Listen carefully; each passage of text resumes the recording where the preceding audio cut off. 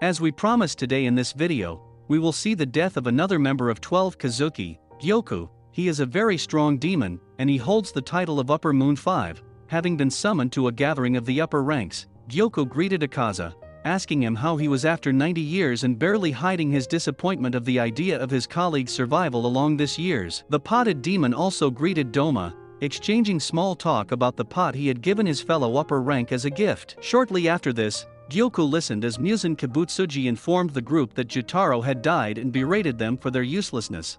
The upper rank informed his leader that he had information that would get him closer to achieving his goals, only to have his head ripped off due to the information being unconfirmed. He was then ordered to head over with Hantengo once he corrected his mistake, leaving him bemused. The potted demon was then approached by Doma, who asked him about the information he had, and if he could tag along, and was shocked as Akaza destroyed Doma's head from behind. He witnessed Kokoshibo cutting off Akaza's hand, and asked the Biwa demon to transport him and Hantengo to their destination. At the swordsmith's village, Gyokko devoured an unsuspecting villager and spat him right back out, stating that it wasn't edible. He then noted that destroying the swordsmith's village would severely weaken the demon slayers. When Muichiro Takedo and the two villagers come upon the shed looking for a new sword, Gyokko ambushes them from a ceramic pot. He introduces himself and asks if Muichiro would like to see his art. He then presents death throes of the smiths, a morbid piece consisting of multiple swordsmiths' bodies stitched together with swords sticking out of them. Once attacked by Muichiro, he retreats inside his ceramic pot and reveals he can transport himself from pot to pot at will. He explains that the pots are his pride and artwork,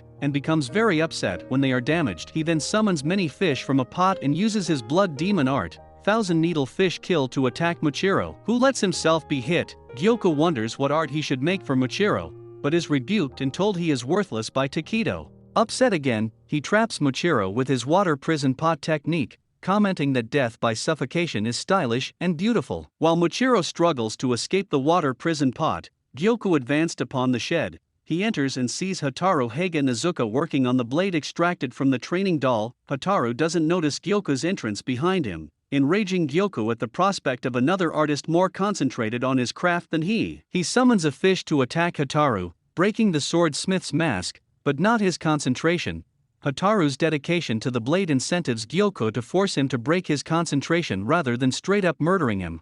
Muichiro escapes from the water prison pot with help from Kotetsu. After escaping the water prison, Muichiro remembers about his father. He says that Tanjiro had the same eyes as his father. Muichiro's dad was a woodcutter, and he used to help his father as a kid. Muichiro then gets near to the injured Kotetsu and tries to comfort him. As holding Kotetsu in his arms, Muichiro thinks how his mother died because of illness, and how his father went out in stormy night in order to bring medicine for their mother, and died by falling down from a cliff. He says he was all alone after the age of 10, but suddenly a memory flashes in his head, and it reminded him that he also had a twin brother. His older brother's name was Yuichiro. Muichiro and his older brother had a difference in opinions. Yuichiro thought that helping others doesn't do any benefit. On the contrary, Muichiro believed doing help for others will always come back to you. Opposed to Muichiro, his brother states that if his dad didn't try to help their mother and stayed home, then at least he would have survived. Muichiro was very sad by listening to his brother and shouted at him. When the spring arrived,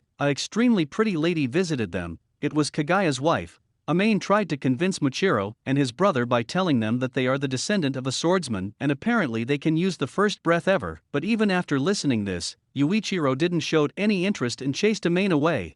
But the excited Muichiro tells his brother to become swordsmen together. Yuichiro became extremely angry towards his brother and says that someone as weak as Muichiro isn't capable of slaying demons. His brother states that Muichiro is just like their parents. Even when Yuichiro told his mother to rest because he knew she was ill, her mother continued to work and eventually died. Similarly, his father ventured out in the storm even after Yuichiro tried to stop him. Yuichiro says that they just can't save people from demons because their ancestor was a swordsman. After saying this much, Yuichiro ended the conversation and decided to never talk about this ever again.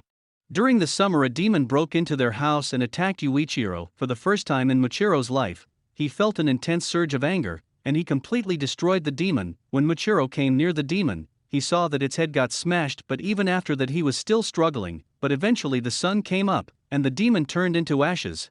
Muichiro in an instant wanted to return to his injured brother, but he was unable to do that because he was completely exhausted. He started to drag himself towards his house, and it took him several hours to get near his brother, but unfortunately in this incident Muichiro lost his brother.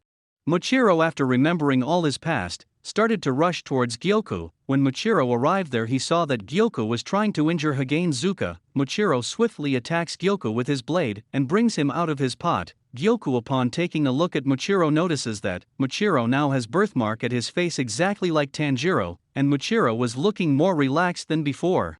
Muichiro's speed was enhanced too. Muichiro dashed towards Gyokko, but in response, Gyokko used Octopus Hell and constrained Muichiro. Due to this, Zuka also received a damage and was knocked down, but even after that he continued working on his blade. Gyokko noticed him and thought that is the swordsmith stupid for a second. He decided to finish Muichiro first and then take care of Zuka.